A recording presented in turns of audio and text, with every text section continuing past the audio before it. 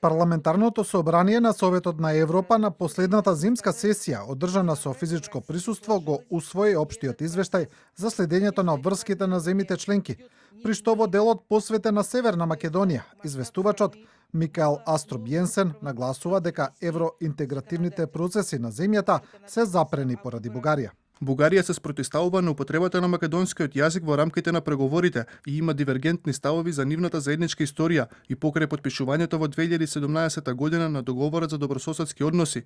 Преговорите се уште не можат да започнат, бидејќи Бугарија блокира одлуката на Советот на министрите на Европската унија за да ја донесе преговарачката рамка за Северна Македонија.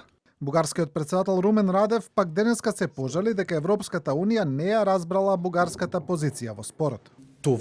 Можете да видите дека граѓаните со бугарски пасош во Македонија не се чувствуваат како граѓани со самодоверба. Бугарските власти не успеа да ја представат на Европската унија позицијата на Бугарија за Македонија. Инаку се уште нема одговор од Тирана или од Софија на предлогот на министерот за надворешни работи Бујар Османи за политичко и економско продлабочување со Албанија и Бугарија преку така наречената иницијатива 8. Според предлогот на МНР, главната цел беше интензивирање на инвестициските проекти долж коридорот 8, односно од Црно до Јадранско море.